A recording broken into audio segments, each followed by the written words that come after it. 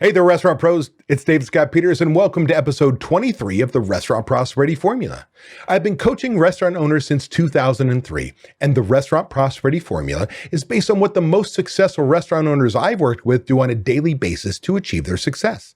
The basic premise of the formula centers around achieving prosperity, freedom from your restaurant, and the financial freedom you deserve. To achieve prosperity, you have to follow a very specific formula made up of leadership, systems, training, accountability, and taking action. Today's topic centers around the continuing crisis of not having enough people applying to work at your restaurant. In this episode, we're going to talk about what the causes are for this labor shortage and what you can do about becoming an employer of choice to never let it happen again for you and your restaurant. Let's get started. But first, a word from our sponsor.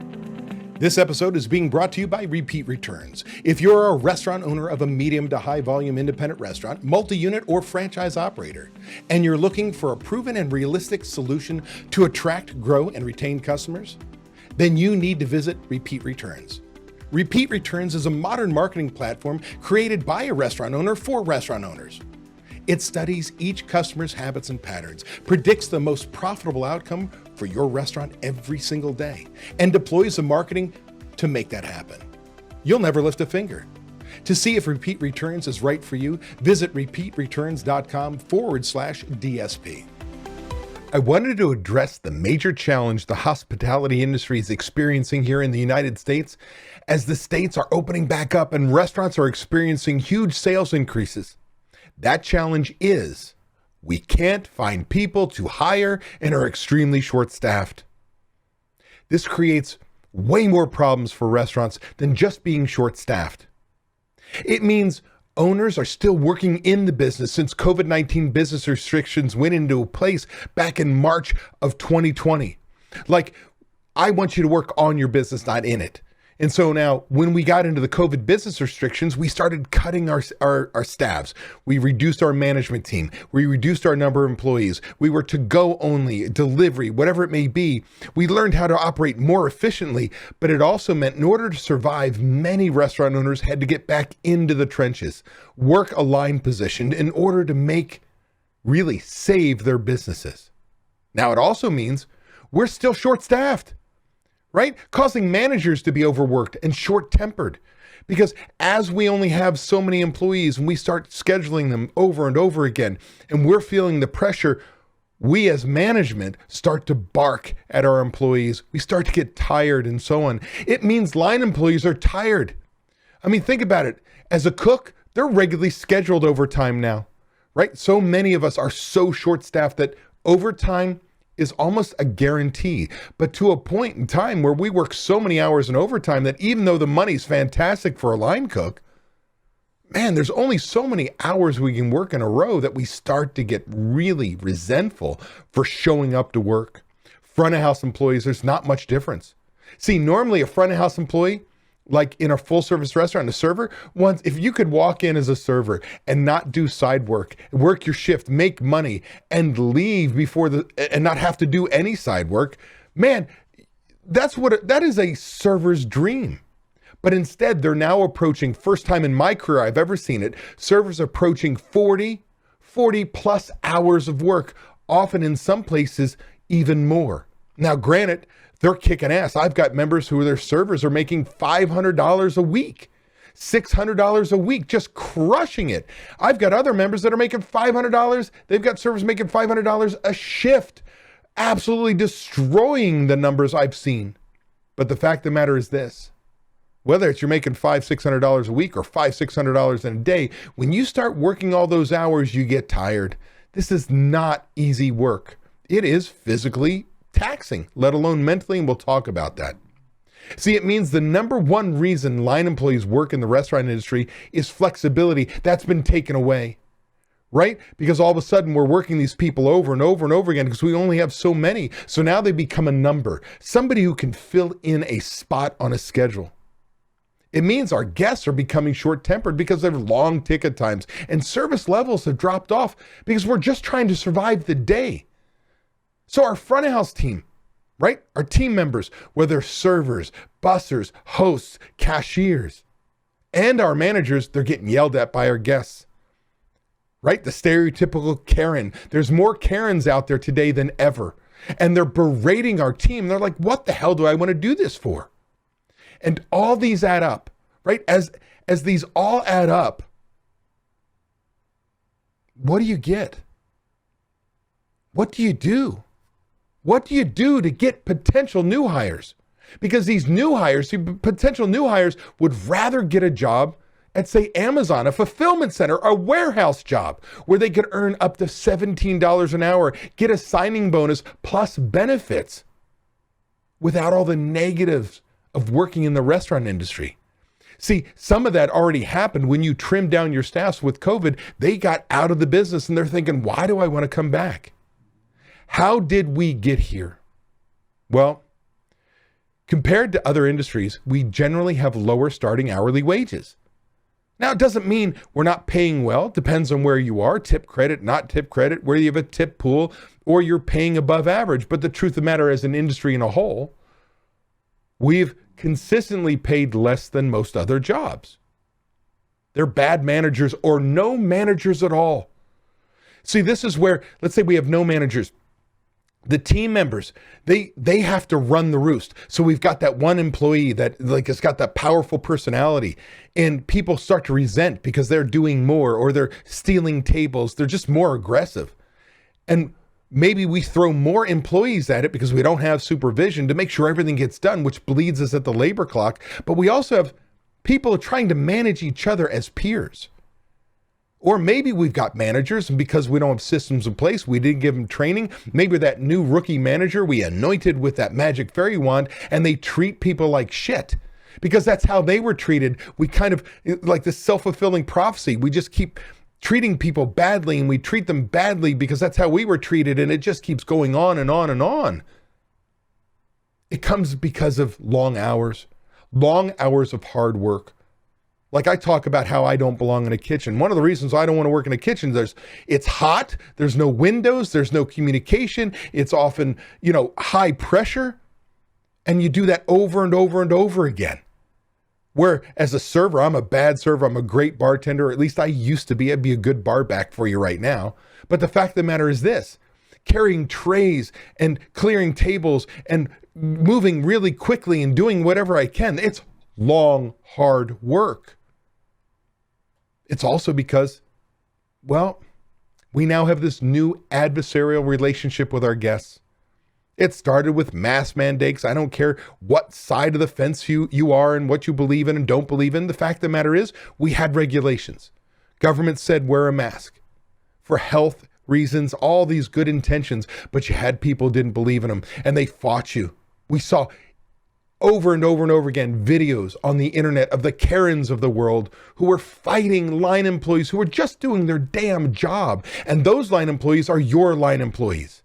And they're tired of getting beat up.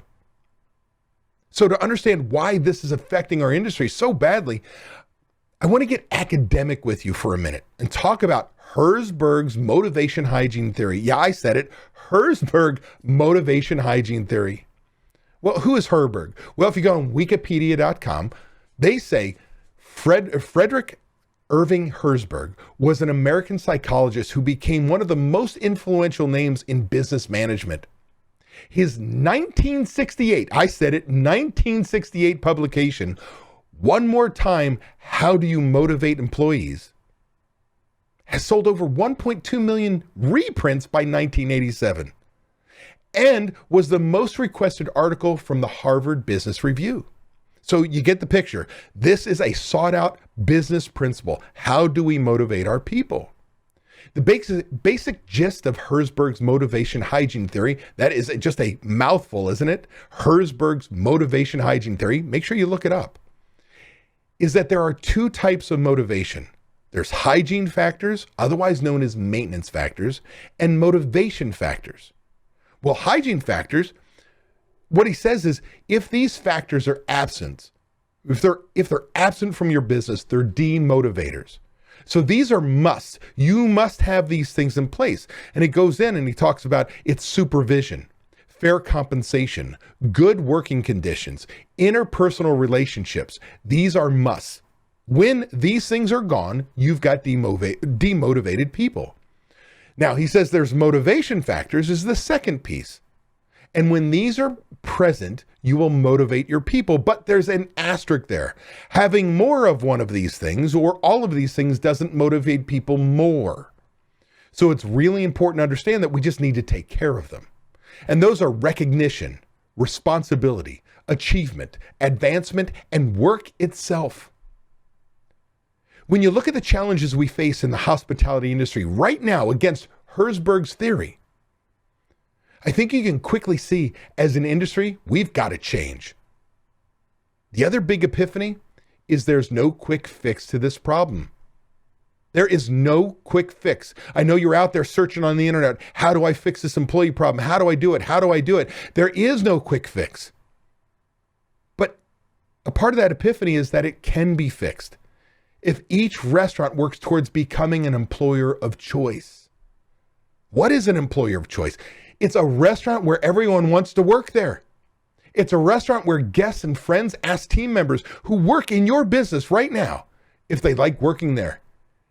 And they go on to gush over how they love working in this place. See, the opposite is true for too many of us. Hey, do you like working here? Oh my gosh, they don't pay me well. They overwork us. The managers are asses, blah, blah, blah. And you wonder why people don't want to work for you. As that leaches out of your four walls and into the community on social media posts, on communication with people who ask, hey, do you like working there? And so on. And it becomes so difficult to change that perception of your business. But there also has to be a reason, a root cause. Maybe we're not motivating our employees. Right in Herzberg's, we're demotivating. So becoming an employer of choice should be your ultimate goal. And you need to understand it takes time. It takes time because you're changing your company culture to do so. And that's the major thing we've got to think about. Creating company culture, if you're a brand new restaurant, that's easy. Changing company culture, if you've been open 5, 6, 10, 20, 30, 100 years. Imagine what that takes. That's like turning an aircraft carrier versus zippeting, making a change, because we have to change how we all think, how we treat our guests, how we view the restaurant. And that takes time. And sometimes it takes changing people. So let me address each motivation hygiene factor Herzberg talks about and give you some ideas to get your mind started. By no means, I want to be clear, by no means do I have all the answers, nor am I saying this process will be easy. Changing company culture is one of the hardest things to do, but ultimately, it's well worth it. It's well worth the effort because the change is magical. So here we go. Herzberg, remember, talked about hygiene factors. When these are absent, they're demotivators. So the first one was supervision. Well, what does that mean? It means, number one, you've got to have a system, a process, a way in place for everything that you do. Oh, that's the systems part of the business. But in order to make sure those systems work, supervision's got to be there.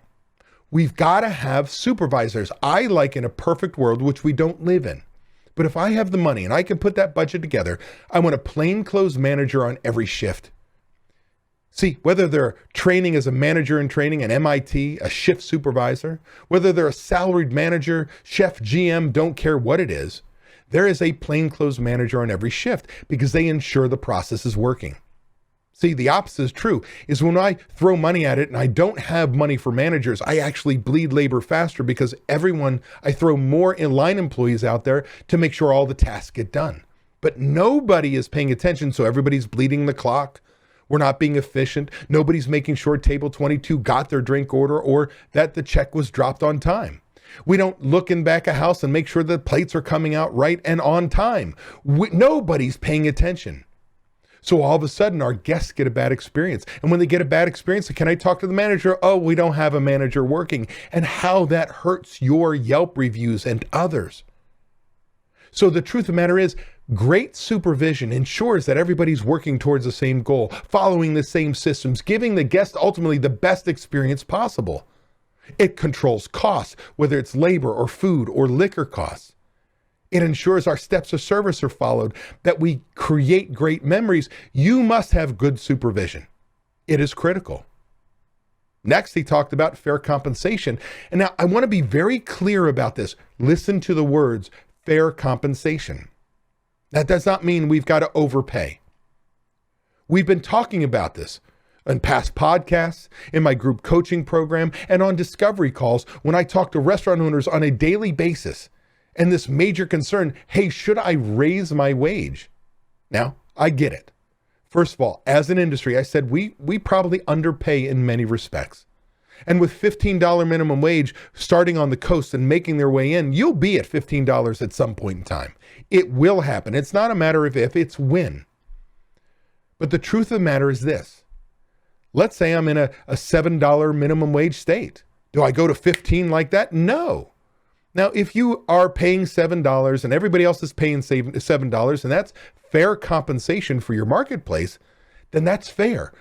By raising that wage, we don't necessarily attract more people or make people more motivated. Because I'm seeing that right now. I've got members who are in places where there's Indian casinos and they've gone to $25 an hour for line cooks. Like, what do? Well, you don't go up to $25 because there's only so many line cook jobs they have. Once they're filled, they're filled.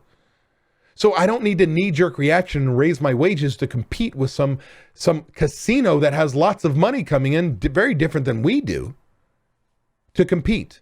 They will get their people who are motivated only by money. Maybe the work environment isn't as great, but that's what they get. I don't need to change if all the other restaurants are staying with me. Let's say I'm at $15 an hour. Well, if I start seeing my competitors, everyone around me going to $16, $17 an hour, it's not just one or two restaurants. I'm like, it is the marketplace. Then you need to go. You need to bring your wages up to be competitive because it's fair compensation for your marketplace. Then we've got to go back to your budget and figure out how to pay for it. We may have to readjust our menu to lower our food costs, our pour costs, and make up for the rising labor costs. But it can be done. And I will make mention that it has been happening for years now on California and New York, Washington, right? These states have already been at $15 minimum wage. And these restaurants are still in operation. So it can be done. My concern for many of you is if you're in a state that has a very low minimum wage, that one day it's going to ratchet up and double. That could crush our industry because we're not prepared. So what do we take away from this? Yes, fair compensation does not mean we outpace everyone around us. Be fair. He talked about good working conditions. And what does that mean? Well, it's that piece of Restaurant 101. Restaurant 101 is hot food hot, cold food cold, clean, safe worker environment for the guest employees. Wow, customer service, incredible product. It's the clean, safe work environment for our employees, our team members. See, all too often, we don't pay attention to them. We make sure that our dining rooms are pristine and beautiful. And we make sure the guests, they notice nothing, no dead bugs, no dust, no grease, no nothing. That we put all this effort into checklists and making sure their experience is awesome. Yet I go in the back and everybody's opening up the door to the back dock with their ass hitting the push bar and their foot banging on the bottom of the door. And so there's these greasy boot marks from all the cooks that are on there and it's dirty and dented and awful. And we go into the employee bathroom that was attached to the kitchen if you have one. And it's a storage area and it's dirty and nobody cleans it. Everybody cleans out front, but not it. We go to Server Alley and the bulletin board just looks like nobody gives a rat's ass. And you go through and you find one thing after another after another. Is it clean? Is it safe? Do we care about our internal customers as much as we care about our external? So when you don't have good working conditions, we demotivate. The flexible schedules. When we start to take away the ability for people to switch shifts and do all these things because we're so short-staffed, then we start to take away the good working conditions. One of the major reasons why line employees work in the industry, flexibility. I've got members who have lived this to a point where they're getting back into line positions until they can hire properly so they don't have to work their people to death. And others who are closing down 1 to 2 days a week to ensure people have 2 days off a week to make sure everybody is taken care of and can still have that flexibility. Good working conditions also bleed into positive work environment. Do I have that proper supervision that we feel like we're a part of something bigger, part of the team? We're getting treated well on a daily basis. Now, last but not least, it's those interpersonal relationships. Is management getting to know each team member and taking an interest in their lives? All too often, we find out that employees are leaving us because they've got a problem at home. And it's news to us when they give us their notice. They give us our notice. They go, oh my gosh, we didn't know. Well, why don't we know? Are your managers getting to know each person? Finding out what's unique in each one of them, pushing their buttons, getting to know them to make them feel more connected with you in the business. See, since millennials and younger, our industry has changed. We can no longer treat people like a number and yell and scream and work them to death. See, as we continue, that doesn't work because they want to be a part of something bigger, a part of the community, know that they're helping people, making a change, creating memories, something bigger than themselves. So if you don't take an interest in them, they don't feel appreciated. They won't stick around. Now, Herzberg goes into the motivation factors and says, number one, it starts off with that recognition. See, making sure your team members feel appreciated. And one of the best reads that I can tell you that are out today is I want you to get a book. I don't get a commission on it. I read the book. I use it in presentations now. It's called The 5 Languages of Appreciation in the Workplace. It's by Gary Chapman and Paul White. And they go into this whole litany of that your employees don't have to like you. They have to feel appreciated. Like the number one reason why you lose people in your business is they don't feel appreciated. Again, it's not about liking you. It's feeling acknowledged for who they are and what they do. Now, they go through 5 different levels of languages of appreciation. One of them being touch, which I'm going to tell you to stay away from other than high fives, fist bumps, and a pat on the back. And even then, maybe not. And that's because of the world we live in. We don't want it misconstrued. But it's simple things like making sure you acknowledge people, right? In front of others, individually, in front of groups. Hey, did you know Stacy's been with me for 20 years? She's the best server I've ever had to a table. To where Gary's done an incredible job. As tonight, I want to tell you what they did as you have a closeout pre-shift of debriefing how the day went, to individually pulling Jose aside and going, dude, you are awesome. You've done an incredible job today, and I want to thank you. All the way through to helping them in so many different ways that they talk about in these 5 languages. Well, are you showing your employees that you appreciate them? Another motivation factor is responsibility. And here's the deal. It can be as simple as empowering your teams to make decisions on their own. Hey, you don't need to find a manager. If you know a guest is having a bad experience and you can take care of it, you have the ability to comp a dessert or to do this or to do that. Because as long as it fit with our core values, which we've taught you, and you show us you understand, you can do this on your own. It could be having the ability to give them more responsibility. See, not everybody wants to become a manager, but maybe somebody's worked for you 10 years and are a little bored and want to do something more. And we give them inventory. We give them the schedule. We give them helping you with checklists. And all of a sudden, they've got more value in that business, in their job. He talks about achievement. Are you giving your team members the ability to do more than just walk the circle? That means starting somebody and saying, hey, you're a dishwasher. And it's a thankless job. And I talk about how my first jobs, plural, and at one point in time I worked 2 of them, one for my family, one for another independent family-run business. As a dishwasher, I hated being a dishwasher. Part of it was because I worked for my mom. But it can be a thankless job. You're in the dish pit getting your ass kicked. But it's I talk about one of the 5 most important positions that you have. Now, everybody's important.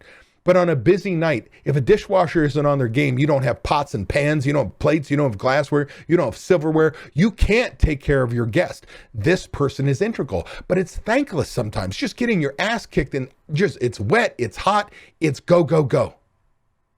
Well, wouldn't it be nice to say, hey, as you learn to be the greatest dishwasher possible, we'll then move you into learning how to prep. And from prep, we're going to learn how to do fry station and sandwiches and then saute and then grill and then expo. And all of a sudden I see a career path that I don't stay as a minimum wage earner. I can improve my skill set and move up. It could be simple things as additional training. Hey, I'm going to teach you, I'm going to help you become a sommelier. I'm going to send you to a course to become a better manager. I'm going to help you get your English as a second language certificate that you can learn how to speak English. It can be any of those things. He talks about advancement. Now, I do want to say, everybody doesn't want to advance. Thank goodness, because as I talk about, it's one of the toughest things I had to learn as a manager in this industry. Not everybody wants to become a manager. Not everybody wants to become an owner. Not everybody wants to become a restaurant expert, a systems guy. It's okay. Thank God everybody doesn't want to be something more, because we'd never have somebody who's willing to dig a ditch. And that's not a bad thing. Thank goodness we have people who want to dig a ditch, or we wouldn't have roads built, we wouldn't have fences dug or put up, we wouldn't have all these things done. We all provide value in this world, but we have different motivations. But those who do want to advance, are we giving them the proper training to get the skill sets to move up? Are we showing team members how they can move up in the organization? Are we giving them a clear path? And last but not least, motivation, the final motivation piece is work itself. Are you finding ways to make the job more fulfilling? Even if it's a dishwasher, do they understand what they do for the guest? That our mission, our why is creating memories for our guest. And without you, the cooks couldn't do their job. The servers couldn't do their jobs. The bartenders couldn't do their jobs. We couldn't deliver that incredible dish, that incredible cocktail, that incredible experience that changes people's lives because they remember this. They met here, they got engaged here, and they come back year after year to celebrate their wedding here. They remember the promotion here. They remember the childhood memories of birthdays here. And you as a dishwasher have everything to do with creating that memory. Can you make that job more fulfilling than walking the circle and just doing the tasks?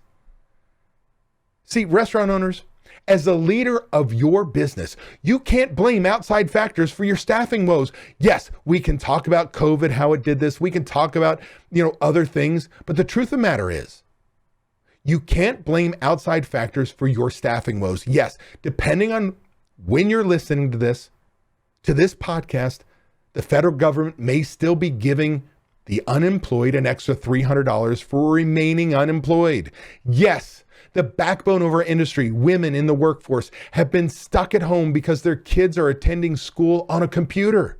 Yes, there are people who are still afraid of COVID-19, so they remain out of the workforce. And finally, yes, when we let people go because we didn't have the sales to keep them working, they left the industry and don't want to come back. These are all truths. But do you know what? These outside factors will go away. They're going to go away. And I will guarantee you this. They'll be replaced by new ones. See, we've been bitching and moaning about finding good employees as long as I've been alive. The 30 years plus that I've been in this industry, we've always bitched and moaned, whether about generational issues, finding people, getting good people, training people, can't find people, have too many people, they all are bad, whatever it is, I don't give a rat's ass. We always bitch and moan, except for some of my members. See, finding and retaining good employees has always been the challenge in the hospitality industry. But instead of bitching and moaning about the outside factors you cannot control, start taking care of the things you can control and become an employer of choice. And you'll never worry about finding team members again. Heck, I've got members who have an old elite member, good friend of mine, who has been open for almost, 30 plus years now, and has over a dozen team members have been with him 20 plus years. I've got another member, a past member who is in Florida, and as a steakhouse, they've been around for, 73 years. And they've got multiple numbers of employees that started with them at 16, are now in their 50s. And it's incredible to see. How is it that these people don't experience the shortage in team members? Because they recruit people who match their core values. They train these people. They put supervisors in that everybody's treated the same, whether you're a new employee or a long-term employee. They make positive work environments. They pay fairly, right? You get the picture. This is not an overnight fix, but restaurant owners, it's within your control.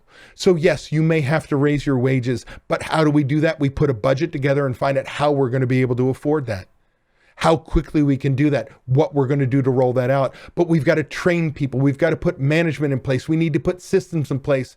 We need to treat everybody the same in such a way that you are an employer of choice. So I feel your pain. I know you're struggling. This challenge will pass. The reality is this is not a quick fix. I know you're looking for it right now. You're feeling the pain right now. But the truth of the matter is this is probably a 6-month to a year journey, because you've got to start internally, correct those things you can control. And eventually you become an employer of choice when more and more people ask your team, what's it like working here? Do you love it? Whatever it may be. And they say yes. And they start recruiting people like themselves because they want to work for you, with you, and be a part of something bigger. So do me a favor. Change your mindset. Stop focusing on what you can't. Start focusing on what you can. Create a plan for success to change things, following Herzberg's motivation hygiene theory. You can do it because you are the leader your restaurant needs today. Hey, that was an awesome episode. I want to thank you for taking the time to take action on building a better, more prosperous restaurant. Before you go, I want to give you these 3 thoughts. 1, by combining leadership and taking action with systems and training being checked by accountability, you are on your way to creating prosperity for you and your restaurant. 2, I have something I need from you. Please leave a review on Apple Podcasts, Spotify, or wherever you happen to listen to podcasts. By leaving us a review, other restaurant pros seeking out this information are able to find it. I read the reviews, and hearing how this information has benefited you does wonders for me. And 3, if you find any of the discussions helpful, share them. The more restaurant pros who have access to them, the better we become as an industry. For more restaurant resources or to get in contact with me, connect with me at davidscottpeters.com. Be passionate about what you're doing. Be persistent, but more importantly, become better and help everyone around you become better. And your restaurant is going to kick some ass. If you're tired of not being able to leave your restaurant because no one else knows how to run it, I want to make sure you know it doesn't have to be that way. You can leave your restaurant. It is possible to build a team of people who know how you want the restaurant to run. With these trained and responsible people in place, you can give yourself time away. What would you do if you had time away from your restaurant? Would you sleep better? Would your relationships improve? Would you feel more relaxed? These are all things you deserve to experience as a business owner. It's why we own our own businesses.